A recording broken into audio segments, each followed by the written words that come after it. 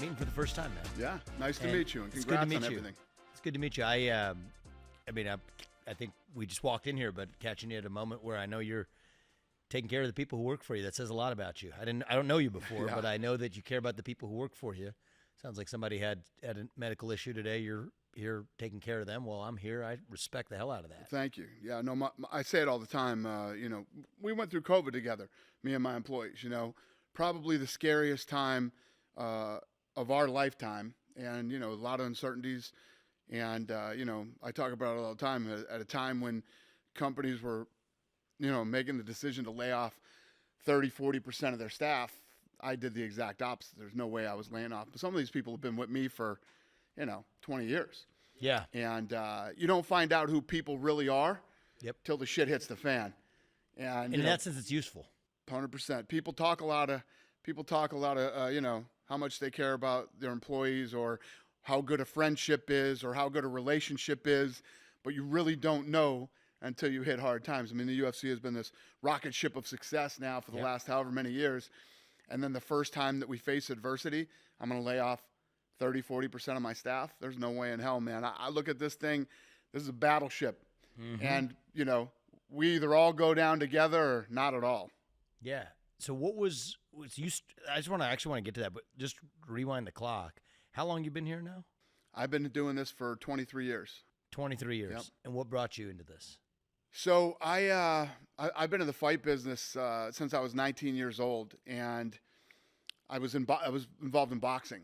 And a couple of buddies of mine, the Fertitta brothers, we were out one night and we saw this ultimate fighting kid. His name was John Lewis, and Frank Fertitta says to me, "You know what? I've always wanted to learn jiu-jitsu. I've always wanted to." I said, "Well, I know the guy." We went over and we talked to him, and we set up a lesson for Monday.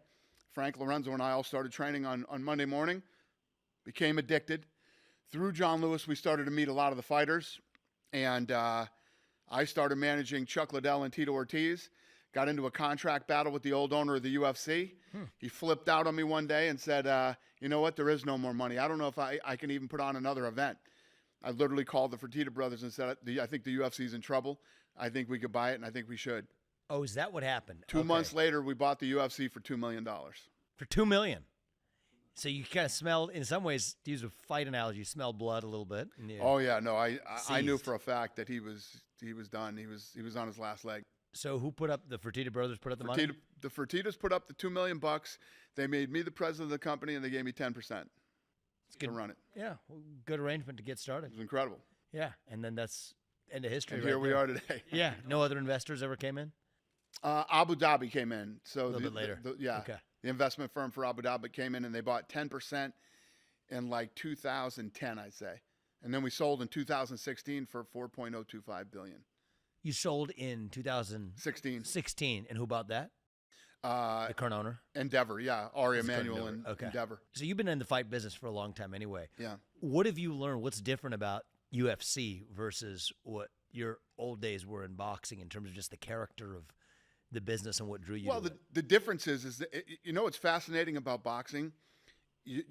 There's probably never been another business where literally trillions of dollars have been made. And at the end of the day, there's nothing there.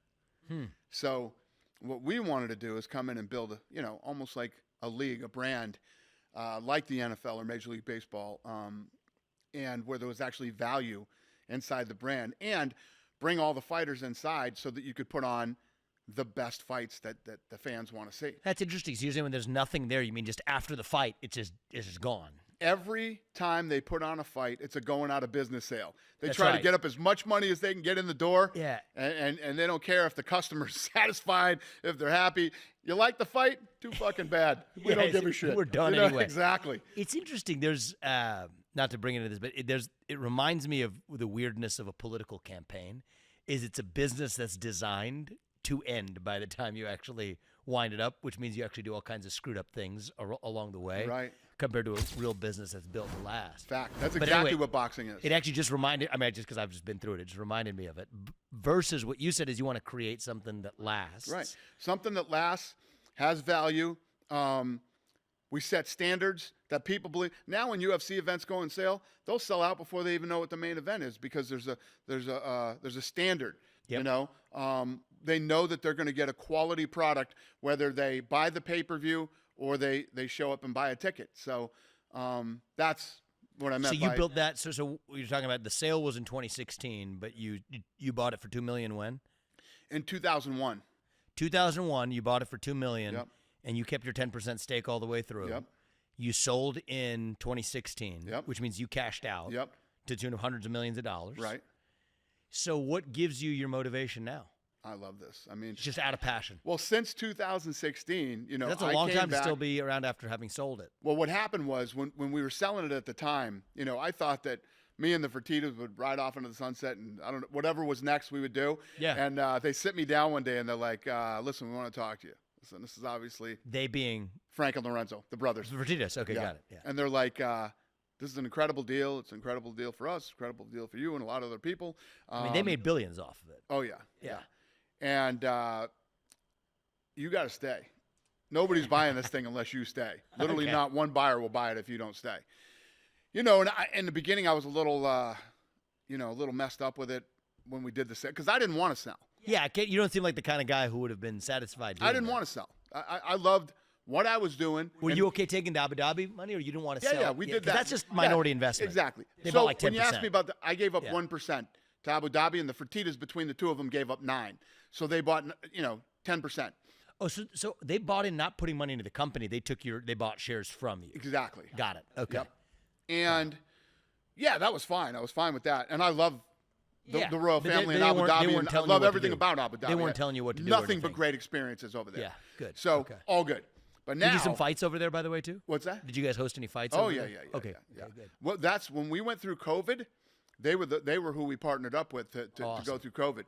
My whole thing was when we were going through COVID is like, they're testing in Abu Dhabi. Yeah. If they're testing, why can't we test here? Yeah. So, you know, I was always very optimistic that we could pull it off and go through COVID. So they ended up being good friends that you made. So they invested anyway years ago. 100%. But then anyway, so you get to 2016, Endeavor or whoever else Right. wants to buy you. And they and the Fertittas like, listen, this is going to be good for everybody. You got to stay or nobody's going to buy it. So I end up staying. I didn't want to sell anyway. How did these guys make their wealth, the Fertittas, to buy in the first Casinos. They own Station They own- Casinos. Okay. Which is like the 4th largest gaming company in the country. Got it. And So they're they based- already had that's how they put up the $2 million to help yeah, you. Got it. Yeah. Although the amount of money they they made weren't off of hurting this for might money be as- bigger than the casinos. Huh? The amount of money they made off of this might be at least as big as their casino. 100%. Yeah. Yeah, no doubt about it. But the way that I looked at it is at the time, I already had money. Yeah. I had money. I already made more money than I ever thought I was going to make. So Mm-hmm. yeah, I was good. But, you know, my friend Lorenzo, he and I are best friends. He's like, listen, I'm done. Be happy for me. This is what I want. I want to move on. So I got past it. Ari comes in, and he's been an incredible partner. So I really can't complain. It's been awesome. And I love what I do. And then me and the Fertittas got back into business together anyway. Oh, we good. own like 4 other companies now together that we So while you're running this, you're able to exactly. good. And we get together every day and deal with the, you know, all the. But all your the shit passion's you gotta still in deal with. this, I and love it. that's I awesome. love taking things that people think can't be successful and making them successful. Mm-hmm. That's what I love to do.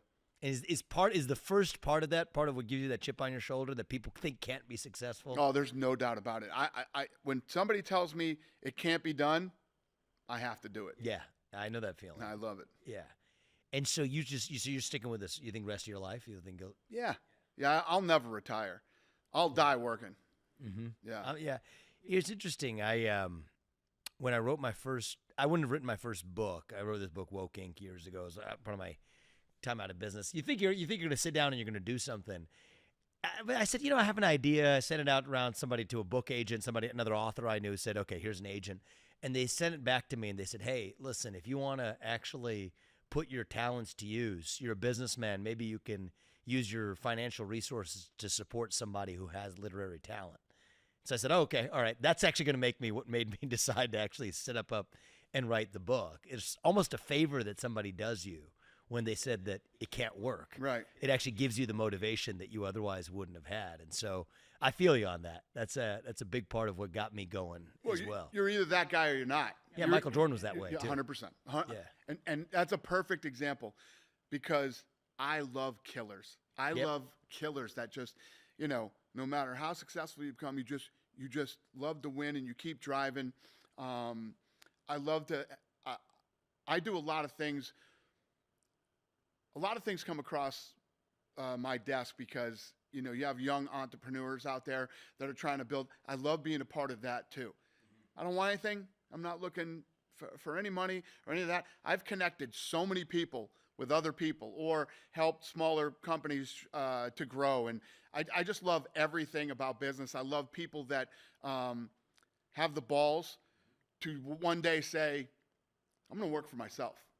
I say this all the time. You see these people like, oh, I'm thinking about working for myself because, I want to have some time off and I want to take some vacation. Yeah. You don't want to work for yourself if that's what you're looking for. Yep. You want to work for yourself. You have to get in there and grind and work hard. And I respect everybody who gets out there and tries to do it. I love it. In any way that I can help, I usually try to.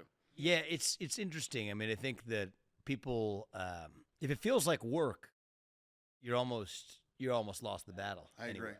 Right. I think that anytime I've felt in my life that you're actually laboring, like you're doing it for somebody else, you don't have the motivation to actually see it through. Did you ever start a business before this one? 100%. Well, that's all I've ever done. So when I was 19 years old, I worked at a hotel. It was the Boston Harbor Hotel in Boston.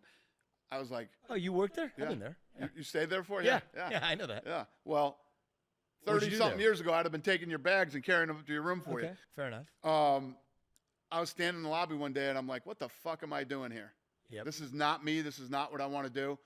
And I want to be in the fight business. And everybody told me at the time, which, fair enough, is probably the dumbest thing anybody ever heard, that I wanted to be in the fight business. But I walked out. I think half the battle in life that's kind of an interestingly weird choice to make. You're a valet at a hotel, and you say, I want to be in the fight business. It's true. I mean, what was going on in your inside that? I love the fight business. You just loved it. And I wanted to do it. And everybody told me how somebody watched it? Stupid it was. Yeah, I was a big boxing fan. Okay. But there was this guy in town. His name was Peter Welsh. Okay. And he was a fighting legend, street and boxing. Okay. And, not a dude you went looking for, but I went looking for him. And I approached him and I said, I know you don't know me, and I know this is weird, but I want to learn everything that you can teach me about the fight game. I'll work for free. And at that time, this is in South Boston, when Whitey Bulger ran Southie and all that stuff. It's a funny story, but his wife thought I was a Fed. She thought I was a Fed or something. She's like, this guy comes out of nowhere. Did you have a shaved head back then? No, I actually had hair then. This guy comes out of nowhere and wants to work for you for free. This doesn't make any sense, but yeah, it's a crazy story, but that's how I tell people. So you did do it then? Yeah, you worked for him. He took free. me in. Yeah, and he was my college. He was my sensei. He was my whatever you want to call it. That's what he was to me, and that's why I'm sitting here today, is because I sought him out. He said yes, and I learned everything from him. And is he alive still? Yeah. No, okay. yeah. No, we're still close? super close. And awesome. What's he doing? He owns a gym in Boston, and awesome. He's in the fight game still, and that's awesome. Doing well. And so you trained under him, and then you said, okay, I'm going to start my own boxing no, then I ended up business. coming back to Vegas, and as soon as I got back here, I was doing my thing, and obviously Vegas, the fight capital of the world, everything just started to roll, and I bumped into Lorenzo again. I hadn't seen him since high school. He was on the athletic commission for boxing, and we saw each other at a wedding. And then the next day, we ended up hooking up, and we've been together ever since. That was awesome. So you never 27 years ago. So the first entry into business was indeed this. Yeah. Well, I did. I had my own business before that. I was, I ran a gym, my own gyms. So I opened a gym here. Then by the time we did this, I had 3 gyms going and had people I had employees and all that stuff. But you've never really experienced but not failure. At this scale. But you've never had failure, really, major failure. Huh? Yeah, no, I failed. I failed in things here and there. Nothing ever dramatic that I lost everything or anything like that. Listen, when you get out of bed, you got some good days and you got some bad days. Yeah, exactly. But I love stress. If there isn't any, sometimes I put more on myself just because I love it so much. Number one. And number two, I love solving problems. I look at like COVID. COVID needed to be solved. So you were starting to say that before. So that was maybe the big challenge you've had in building this thing.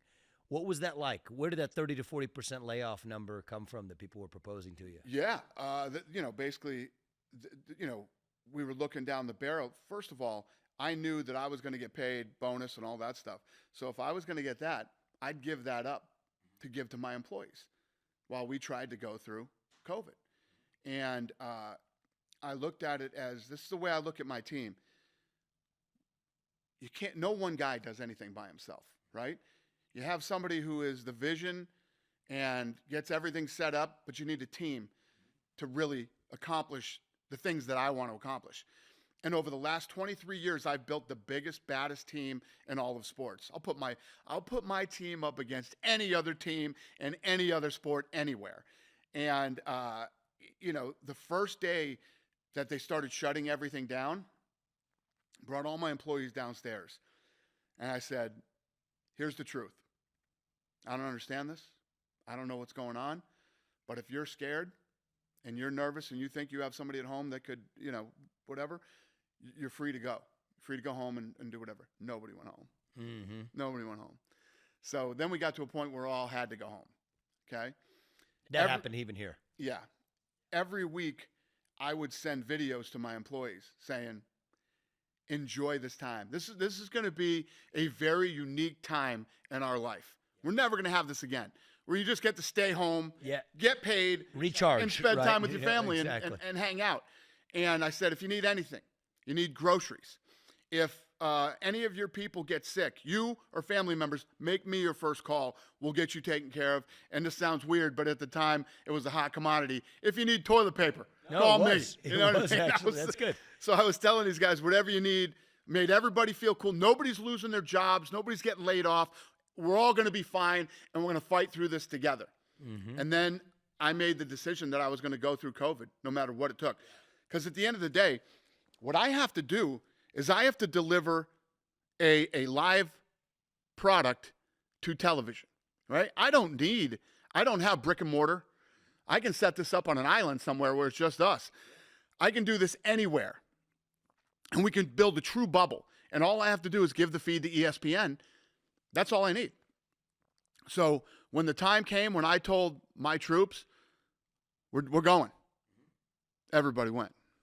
Awesome. Everybody went. How soon into that? Not one person said, this, that, or, nobody. My whole fucking team stormed the beach with me, and we went, and we ripped through COVID. It was the most successful time in the company's history. 3 fights that should have been doing 350,000 buys were doing 1 million. Amazing. Yeah. Just because people were so hungry for it. 100%. The media Where'd you do them? Was murdering me. I mean, murdering me. It means you're doing something right. You know what I mean? Through the whole thing. What were they saying? We did it in Abu Dhabi. So we did it. Back in, we ended up naming your friends in Abu Dhabi. Yeah, Yaz Island. We named it Fight Island. And we did the fights all in Yaz. And we built the only true bubble that ever existed during COVID in sports. We built a true bubble. That's awesome. Where the people who came in to work there, like they opened the restaurants and the hotels and everything for us. Those people were there 2 months before we got there being COVID tested nonstop. And then we tested everybody before we went. We chartered Etihad Airlines and flew over there. And everybody was safe. Amazing. And, yeah. And more than paid for itself. It was an incredible, unique experience in all of our lifetimes and in all of our careers. It was super cool. That's phenomenal. And that was in 2020? Yeah, it was 2020, 21. So what did the media say? Oh, murdering me every day. The fucking New York Times, relentless, just every week. That I'm a piece of shit. I'm going to kill everybody. I care about money more than I do human life. All the shit that's put in place to scare everybody. Let's scare everybody to death. My philosophy was this. If these people are right, if what they're saying is true, we're all dead anyway. Right? We're going to sit in our houses. But we can go to a restaurant, sit down, take our masks off, eat, put our mask back up and go. And this is the deadliest disease. And take off our masks to sneeze. 100%. but then put it right back on. But this is the deadliest disease of all. It's just It didn't make sense. So many things didn't make sense to me. You know. Well, those are good friends in Abu Dhabi to do that for you. The best. So they were. Was it Abu. your contacts that from the investment Exactly that opened it up? Yep. Because I'm sure it wasn't the investment people that were doing it, but they opened it up via their other. The royal family in Abu Dhabi are some of the smartest, most progressive. Do you know MBZ? Love them. You know the guy personally? Sheikh Taknoon too. Yes. He's a smart guy. Brilliant. If you look at the infrastructure that Abu Dhabi has built from 1970 to today, it's almost unbelievable. And when you sit down with the royal family over in Abu Dhabi, these people are so smart and so humble and caring and just like right down the like. What do you I'm think trying to explain to try to explain these people is really tough to do. Well, try. They're very unique. When you're talking about a group of people who control trillions of dollars, right? And are this royal family in the Middle East, and when you meet them, gracious, smart, humble, caring, care about everybody. They try to look at all sides of the equation or of the story or whatever it is, and try to be fair to everybody. They're some of the best people that I've ever met in my life. And I do tons of deals with them. I was just there recently and had dinner with Sheikh Taknoon. And every time I get to spend time with this guy, it's just, it's a gift. It's a gift. I mean, it was interesting because it doesn't feel to me like their whole investment, I mean, I don't know the first thing, but just my gut instinct wasn't just a financial No doubt about it. For them, right? And that's the thing with them. Their thing is about relationships. Yeah, and the culture of that is probably something they were interested in too. Yeah. Well, UFC Sheikh Taknoon is also their head of defense. So he's a big jiu-jitsu guy as it is. Jiu-jitsu is Sheikh Taknoon, how does he relate to MBZ? That's his brother. Is his brother, okay. And they are, big into jiu-jitsu over there. So I wouldn't have guessed that. Yeah. Oh, Sheikh Taknoon's a third-degree black belt in Brazilian jiu-jitsu. Really? Yeah. And how do you think they got into that? I mean, so he went to school here. Okay. He went to school, I think, at USD. Oh. And it was like Coming to America. Nobody knew he was like like the movie. Yeah. It's like nobody knew he was like this prince. You know what I mean? And he was taking jiu-jitsu classes and stuff. And yeah. And then they end up becoming, one of the most powerful families in the world. No doubt. So, I think there's an interesting dimension here. When we think about commerce, you guys wouldn't have gotten together if it weren't for the shared interest in this business. In jiu-jitsu, right? yeah. And if it wasn't for jiu-jitsu, Frank Lorenzo and I would have never got into the UFC. If it wasn't for jiu-jitsu, we probably would have never met Sheikh Taknoon. And when you start taking all these little things, I bet you could tell 1,000 stories too. All these little pieces of the puzzle that come together, in your life that get you to where you are today is fascinating. Yeah, you got to be open to it, though. 100%. If your heart is closed to the, sometimes we think it's the serendipity. I've been increasingly convinced that that's happening every day, and it's just the days that you're actually open to it is the days where you actually end up finding the connections that already exist. 100%. And it's fascinating too how certain types of people gravitate towards certain type. You and I meeting, you know what I mean? Saw some of your stuff, listened to you, and like this guy's bright, smart, got some heart, I like. I'm like you. I'm in this for a purpose, right? You gotta be called by that purpose. I agree. I can tell you're one of these people who you have your unique God-given gifts. God gives every one of us our unique gifts. You have yours. But when you're able to find what you can actually put that skill set to use for, that's true satisfaction. What everybody thinks is because of my relationship with Trump that I'm some crazy political guy or I'm some hardcore Republican. I'm really not. I'm right down the middle. A lot of things about me are conservative. A lot of things about me are liberal. But I love this country. Yes. And, I think Republican versus Democrat, those terms don't really mean much now to me. Not anymore. Right. Not anymore. Right now they don't mean much to us. I agree. At the end of the day, the message that needs to be sent and what needs to be fixed is we are all Americans. And it doesn't matter if you're black, white, Asian, gay, straight, trans, any of this stuff. If you are a citizen of this country, you are an American. We're all Americans. We all have a really good life.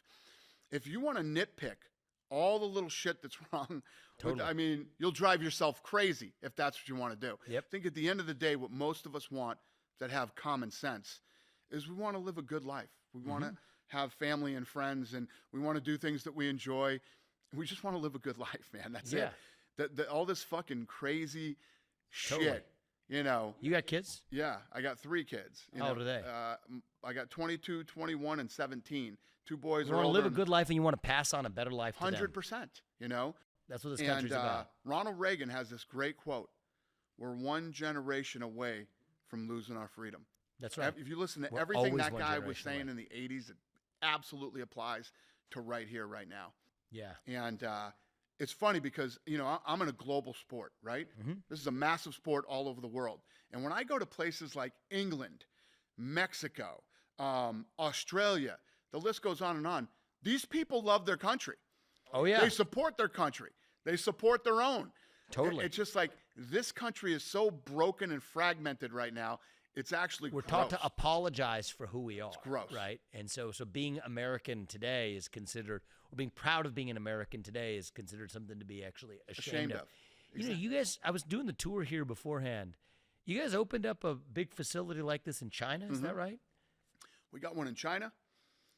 I'm cutting the ribbon next month in Mexico. Okay. We got one here, and we're building the biggest one of all time. Have you spent time in China after? Yeah. So tell me about what your perception has been from going over there, of what you see in the culture, both in the fight culture, but also what it's taught you about the broader culture of national pride over there. When you think about China or Japan and any of the places in Asia, that's where martial arts comes from. I mean, that's where that stuff was born. So for us to go over there for the first time, it was a cool, unique experience. I'm a insane Bruce Lee fan. Oh, you are? I mean, the quote that I live my life by is in my gym. I'm going to take you in there when we're done with this. I'm going to show you this quote that I've lived my life by my whole life. It's a Bruce Lee quote. And so, you know, the Asian culture I love anyway. And when you go over to China, you know, and you know, all the things that are said about China, it's communist, it's this, it's that. And the people that are Chinese are very proud to be from China. You know, Weili Zhang is our champion. She's from China. Our female champion is from China. And she is a little badass. And there's nothing she loves more than to represent her country. You know what I mean? I don't care where you go. You don't see any other country ashamed of who they are and where they're from. You know? It's just something that started here in the last 5 or 6 years. You know, we teach the kids who are the best kids in the class now to kind of hide their excellence, right? It's not cool to be the smart kid in high school. It's not cool to be at the top of whatever you're doing. And so in some ways, when America got to be at the top of the world, we treated ourselves that way, like it's something we have to apologize for. And now everybody else who looked up to America says, why am I actually looking up to America when I can just be proud of my own country? You see that attitude in China. You see it in India.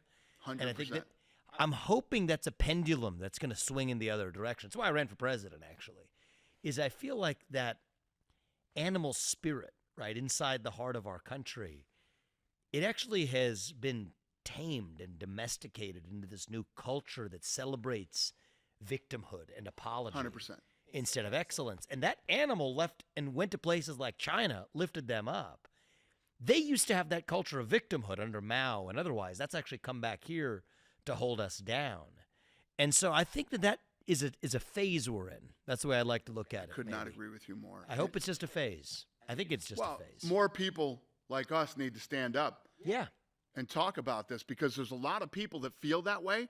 But for some reason, this whole cancel culture and all the other bullshit that's flying around right now, where if you fucking say anything that anybody doesn't like, they're coming after you. You know what I mean? Shut up, sit down, do as you're told. 100%. I feel like it's the beginnings of that changing a little bit. Yeah. Do you feel that? Oh, yeah. It's the beginnings. I think we're a hair's trigger away from everybody's tired saying, hell with this. Everybody's tired of this bullshit. Especially young people. Yeah. Everybody's tired of it, man. And you know, people are getting braver and braver now. People need to start standing up and everybody became real scared, real fucking fast for some reason. But, it felt like everybody was being attacked. But a lot of this comes from the media. The media started this whole thing. And what started to happen right now is the two most untrusted people right now in this country are politicians and the media. Mm-hmm. For good reason, because both have been lying 100%. for a long time. And what do you tell your guys here, the guys training here, young guys? I mean, I met a couple of them. I went upstairs. That's what I wanted to tell you. I jumped off track there. In line with what you're asking me. So I have a place up in Maine. So my grandparents and my cousins have a lot of family up in Maine. Love it up there, right? Now, Maine is one of the states that just did this shit with Trump, right? Where they wanted to take him off the ballot. It's insane. Insane. Okay, let's start there. Just one Secretary of State just says, okay, this man's not going to be on the ballot. Unbelievable. Disgusting, actually. And I just read this thing. I'm diving into it. I don't want to speak too much on it because I don't know enough about it. But apparently there's a basketball team up there that is incredible. High school or college team, I'm not sure. They're really good. And they're smoking teams. The state is now going to impose something on them. They're going to be penalized for blowing teams out of the water as bad as they are because they're too good. That's insane, and yet sounds perfectly in the moment. Right? That's exactly what's happening in this country. Have you ever in your fucking, it's unbelievable. So I'm going to reach out to the coach you should. Of the team out there and see what I could do. If anything, I want to bring that whole team out to a fight in Las Vegas. I want to reward these guys for being such badasses. When these pussies, okay, that control whatever league they're in or whatever are trying to do this to them. It's disgusting. And every one of you that are involved in this in the state of Maine that are imposing this thing on this team, you guys fucking make me sick. Okay, you are what's wrong with this country right now. But anyway. I'm diving into this. I want to talk to the coach, and I want to reward these kids somehow. Bring them to Vegas, whatever. Maybe they could play one of the teams out here or something. That'd be awesome. You know what I mean? Do some big, them versus Gorman, which is a good team out here. I don't know. I want to do something for these kids. You could actually make it like we could actually make it like an event out of it. Yeah, actually, maybe we do a little tournament out here with some of the best teams, and they're one of them. Yeah, right? if you want to actually compete and be the best, you come out here and win. Blow away some of these other good teams, or don't, but at least try. You know what I mean? Exactly. But yeah, I'm going to do something with this thing. I just read about this the other day. It's disgusting. It's exactly what's happening every day across this country. Academics, sports, you name it. Capitalist achievement, right? If you achieve something the honest way through the free market, my view is, you know what? You made hundreds of millions of dollars. Good for you. You 100%. Built this thing. You shouldn't have to apologize for that. There's nothing I love more than to see somebody take an idea. Mm-hmm. Because think about how hard it is to take an idea and then take it to here, right? Totally. I mean, there's nothing cooler than that in life. Yeah, it is. But the fact that instead of teaching young people to say, this is what you should aspire to, and instead teaching them that this is what you should force these people to apologize for. Right. That's what's drained the lifeblood out of this country. It's kind of what got me into politics, man. And when you think about guys that entrepreneurs that build stuff like this, how many other people's lives it affects in a positive way. Oh, yeah. I just saw an article yesterday that In-N-Out Burger is shutting down in California. Up in California, like Oakland or something, because of crime. I mean, talk about In-N-Out Burger is one of the greatest businesses ever built. When have you gone? You spend any time in In-N-Out Burger? Yeah. So you go in there. All over the place. The food is always excellent, consistent. The places are absolutely clean from top to bottom. The bathroom's clean. The kitchen's clean. When you're standing in line, they have people outside. They're always the service is excellent. Their attitude is always great. There's no better run business than In-N-Out Burger, right? And it was built in California. It's all over the state. They're starting to shut down. I mean, to own a business in California right now, it's pretty tough. And that's the guy who they're trotting out as their next puppet to run the United States. Could you imagine? Yeah, unbelievable. Yeah, by the way, I still don't think it's going to be Joe Biden who they're going to actually let run as the nominee. So they're going to pick the guy who's actually created the People's Commonwealth of People's Republic of California. But that's not one of the things I've seen is I went to New York City after the campaign. I thought I was going to go to New Hampshire. Ended up after Iowa. I thought it was clear the right move would get behind Trump and move to the next phase. So instead of going to New Hampshire, I visited some friends and family in New York City. What I see is even a lot of my old friends who used to think in a very different way after COVID, after what you've seen in the wave of crime affecting places up and down from California to New York, I think their views have totally morphed, actually, in a different direction. I wasn't sure what to expect, actually, because I used to live in Manhattan. You go back there after saying the things I've been saying for a year. I kid you not, we have people on the streets sticking their heads out of cars and driving through Central Park, cheering for me just because they're seeing me walk on the street, doormen into buildings, and they'll say, hey, listen up, I'm with you, and I'm voting for Trump, but don't tell anybody. But I had about 10 people on the same day tell me the same thing. I said, you might as well be telling it to each other, because I've met 10 other people like you, from Uber drivers to doormen at buildings. Same thing that with say me. the same thing, actually. Same thing happens to me. And so it's a beautiful thing in everywhere this I go. country. Yeah. Because people are hungry, they're afraid, but everybody's afraid at the same time. And if everybody just lets their guard down, we realize it's actually a majority of us that feel the same way. That's why you just said to me, you feel it changing and shifting. I feel it too, because everywhere I go, I get the same thing that you're saying. Yeah. Couldn't agree with you more. And that's how you and I ended up connecting. I love hearing common sense.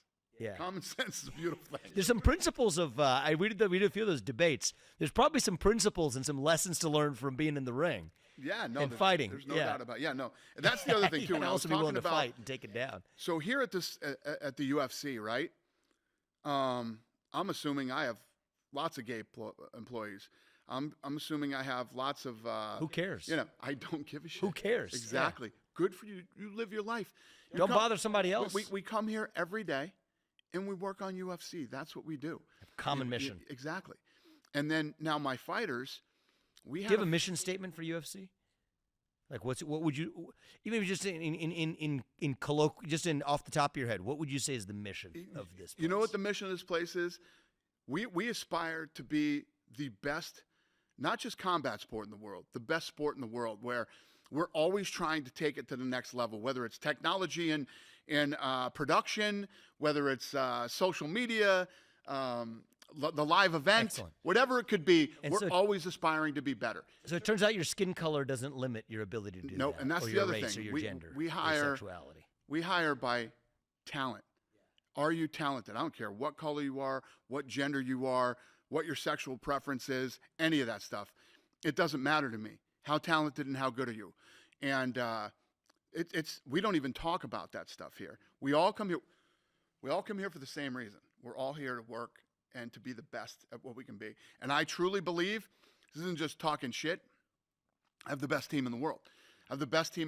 And we're all aligned, no matter what our political views are. Nothing ever goes out here like, hey, the elections are coming up. Get out there and vote. And, I'm voting for Trump, and none of that shit.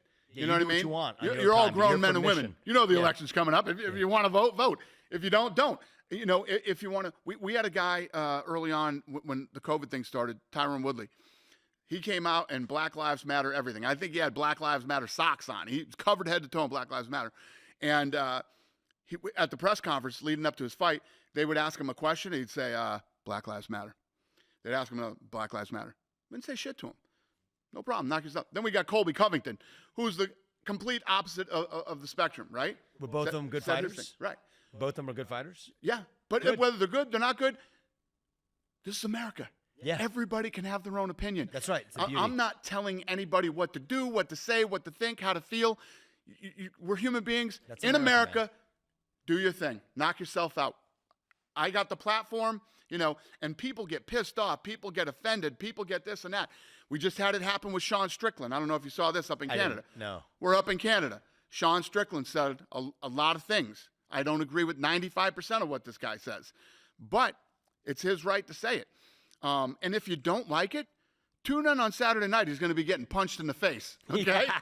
If you don't like him, you get to see him get punched in the face. So there you go. Root for the other guy. Exactly. Don't get too upset and don't take it too serious. Yeah, I love that. I love that. Now, how do you think about, actually, you say you talk about merit, best person for the job. Do you pay people more based on how well they're doing in the job? Like, do you have systems to sort of say, who do you reward for actually doing a good job? Yeah, there's base salaries, right? You got your base salary or whatever your deal is. And then at the end of the year, there's bonuses. We bonus people for their work. I don't know if I have one employee that isn't like literally a fucking rock star, man. I mean, everybody. It's good. You know? Well, what about the fighters? Like, did you meet my head of PR? Is she in here? No. Let's see her before we go. What's her name? Lene. We went. Yeah, we met. When you came, she was in my house. Yeah. Checks all the boxes, right? Good. Yeah. She checks all the boxes. Super on top of it. No, but I mean, checks all the boxes for what's going on right now.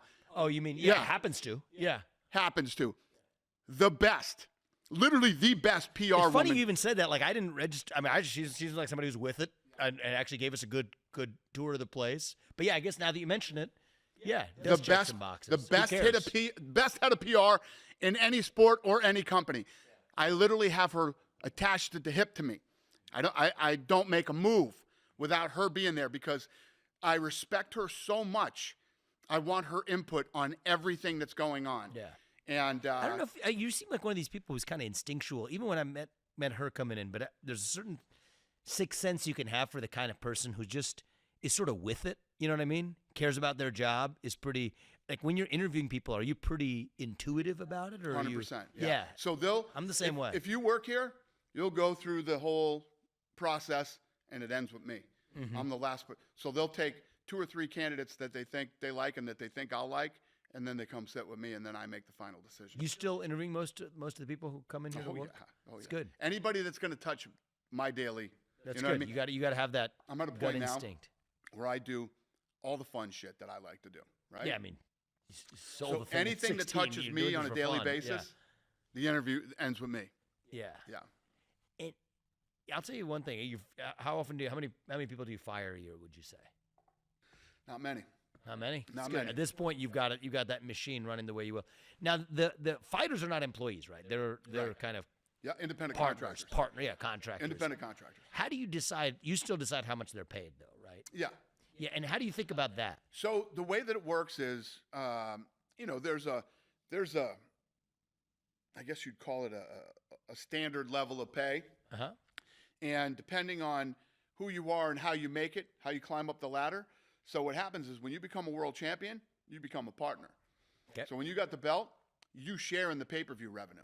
Okay, got it. Yeah. So when you can actually become effectively a revenue partner 100%. in the business after you work your way into that. Once you win the title, you become a partner. I don't know if there's another professional sport that I think actually does that. I can't. Football doesn't. Basketball doesn't. Baseball boxing doesn't. does. Boxing. Okay. Okay. All right. Boxing does. But those are one-time matches. But it's different here, where it actually has permanent enterprise value. And whoever is the champion in boxing, you get the lion's share of the revenue. Here, it's dispersed across everybody. We got a guy right now who's 49 years old. No, I'm sorry, 40 years old, and he's on this hot streak, man. And his name's Jim Miller. Okay. And he's been around forever. He's been around since we bought the company, and he's still fighting. And he's on this hot streak right now. He's going to fight on UFC 300. And this is a guy who's been, I guess you could call him a journeyman in boxing, right? Okay. If you asked most people, they wouldn't know who Jim Miller is. And the guy's made millions of dollars. Good for him doing this. 100%. And he participates as a partner? No. He's not even in that level. He's never made it to that level. And he's already and still will take millions from doing it. So the money is dispersed. Yeah. Guys that would be considered journeymen in boxing never make that kind of money, ever. Yeah. What do you think is different about this? It's more that it's not a one-time deal. It's the fact that it keeps going, because what we right? do You is got the brand. We focus on building great fights with great fighters. Yeah. And if you can stay here for a certain amount of time, you make really good money. You know, you can support your family. You can pay your house off. You can, you're not going to be, you're not going to have $30-40 million, but you'll have $6, $7, $8 million. Mm-hmm. And for people many of whom may not have had that path. And most people wouldn't even know who he was. Yeah. That's a beautiful thing. Yeah. So have you built relationships with a lot of fighters over the years? Yeah, absolutely. Yeah. On both ways. I've got guys and girls that I absolutely love, and some that I can't stand. That's kind of how it works, right? Yeah, listen, we don't have to love each other to do business together. That's right. That's right. That's right. Did you ever think of taking the company public instead of selling it? We are public right now. The parent is, or UFC itself is. Yeah, TKO. So We are combined with WWE under the ticker symbol TKO. I see. So the people who bought you, they own like a majority of a publicly traded company. Exactly. Yeah. How is that experience? It's been good. You know what happens? Do you know who Ari Emanuel is? Ari Emanuel, you referenced him before. Ari was the biggest agent in Hollywood, still is, but he's. Was he one of these the original? What was it? The agency. UTA. Yeah, was he one of them? Or whatever it was. Okay, Yeah, I've heard. He's the biggest. Okay, got it. Ari's the biggest agent in Hollywood. And basically, he started putting this whole thing together. He came to us, wanted to buy the UFC. Lots of people were kicking the tires to buy the UFC. There were a lot of groups in there. And the Fertitas, I told you earlier, told me, you got to stay. And I was like, guys, don't tell me I got to stay and then stick me with some group that it's going to be a nightmare to work with. Yep. So there were two guys that I wanted to work with. Ari was one of them. Ari was the one that ended up getting the deal. And it was the greatest thing to ever happen because I have an incredible relationship with him. We work unbelievably well together. And, that was like, it was back in 16. So in a couple of years, it's 10 years. And it's been an incredible 10 years. I've had an absolute blast. He's great to work with. But the question you were asking me is, how is it being a public company? Yeah. Ari deals with all the bullshit. Oh, good. And good. I do what I love. That's a good business partnership. 100%. Because a lot of the stuff that you're talking about, even you're saying you're going to hire the best person for the job. You're going to do whatever's right. COVID, you're going to do the right thing for the business rather than what the media tells you. It's actually a lot easier to do that as a private company than it is as a public company. Because you got the BlackRocks, I don't know for sure, but BlackRock probably owns a good number of shares of your Nobody company fucks with me over here. Yeah. I do my thing. That's good. They let me run this business, and That's kind of the understanding you had ever since. That's good. And I have this incredible relationship with my people, so it all works. You, man. That's good stuff. What would be? Well, maybe close on this is. Say you're talking to a younger version of yourself, that 19-year-old at valet at the hotel in Boston. Okay. Or say it's one of the 25-year-olds who's fighting here today but may have the aspiration to become what you've become today. What advice would you give them of something you would have done differently to get here? There's nothing I would have done differently because it obviously worked out pretty good. Yep. My advice I would give is don't listen to anyone. Everybody tells you. Yeah, that's the best piece of advice. Right? Don't listen to me. Don't listen to anybody. Don't listen to anyone. Everybody's full of shit. Nobody knows you or what you're capable of doing. And here's the reality. The hardest thing in life is figuring out who you are and what you want to do for the rest of your life. It's a big decision. I'm very blessed and lucky. I always knew who I was and exactly what I wanted to do. And once you figure that out, you wake up every day and you work toward it. That's what you do. It's impossible for you to fail if you know who you are, what you want to do, and you wake up every day and work toward it. See, that's beautiful. I think the hardest part for so many of those young people, maybe for those young fighters or for that younger version of yourself, is actually that first question of even answering who you are. 100%. Right. Once you figure that out, then you're home straight. You're home stretch. Right. It's all smooth sailing from there. Think about this. That's the hard part, though. If you go to any college, anywhere in the world, right, and you meet 10 college students, and you say, "Hey, what are you taking?" I'm taking political science right now, but I'm thinking of switching to marketing. You were told that if you didn't go to college, you would never amount to anything. Okay. Mm-hmm. Then you get to college. And you're taking these classes because you were told you had to go here anyway, right. But you don't really know what you want to do and don't know who you are. So at the end of the day, you end up with a degree that you can't use. Doesn't mean anything. Because you don't know what the fuck you want to do, right? And the worst part is, Dana, is in the last 10 years, the people who are coming out are not just coming out with the useless degree. They're coming out with $120,000 of debt on their shoulders that they're not able to pay off. Yep. Because they're not able to. Is a college degree a requirement to work here? No. Yeah, no. Probably for the better. I want gritty, raw talent, tough, regardless. Talented people, exactly, that are willing to work. And I'm telling you, I'm so lucky to have the team that I have. But that's the hardest thing. Is hopefully you're helping people do that here. Is figure out who you are. You said figure out who you are, and then don't listen to anybody. But that's what I think so many people, including young people, are struggling with today. Is how do I go about figuring out who I am when I'm conditioned to believe something that I'm taught about myself? That's the key. It's the key to life. You truly want to be happy? You know what I mean? I posted this thing yesterday. Create a life that you can't wake up to every day, you know? And that is, in a nutshell, me. I can't create a life. Say it again. Create a life that you can't wait to wake up to. Can't wait to wake up to. I love that. You know what I mean? Yes. That's good. You seem like the kind of guy who fits that.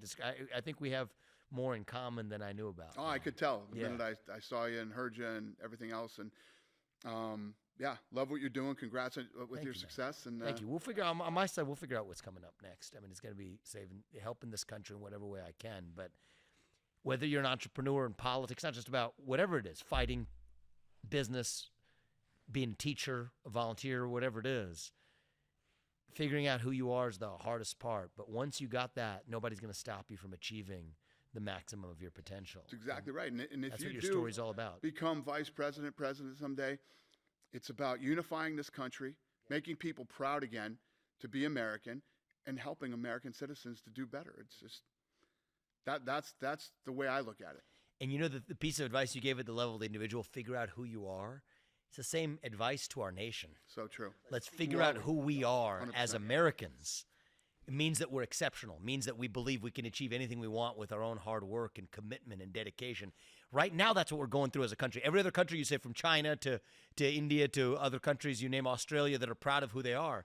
Right now, it's almost like we have forgotten who we are. Figure that out. It's almost the advice to a young person that you give is the same advice I would give to the country. Figure out who you are. And then don't listen to what anybody else from the media to another country tells you, to the UN that tells you what you're supposed to do. Figure out who you are. Don't listen to anybody and follow your actual purpose. And that's what it's going to be for our country as well. 100%. You know who we are? We're a melting pot of lots of different peoples from all over the world, different nationalities, beautiful, different religions and races and everything else. And it's like when we were going through COVID, I was like, I'm an American. I don't fucking hide my house from anything. We don't hide. We're first. We get out there. We overcome. We adapt. We figure out solutions to problems, and we kick fucking ass. That's what we've done since the day this country was formed. 1776. Exactly. Baby. That's what we've been doing, and we're not going to stop now. We're the explorers. We're the pioneers, the unafraid, the people who would not be stopped by some king sitting across an ocean halfway around the world. And so let's not be that country today either. Let's be the country that's unafraid. And boom. It's gonna be people like you that's going to take us there, man. Keep doing what you're doing. Likewise. Don't let anybody stop you. Don't apologize for who you are, what you're doing. This place is awesome. I'm pumped up from just the tour that we took before we came in here. I want to come to a fight. I've never been to a UFC fight. Love to have you. So yeah, awesome. We'll make that happen, and maybe if you do that thing with the basketball team in Maine. Yeah. Yeah. Tell them I got their back too. Done. Be excellent, and if you do that, maybe I'll come out here for it. I'd love it. Fun with that. Awesome. It's good seeing you, brother. Thanks for your time, buddy. Thank you for taking time. Good seeing you.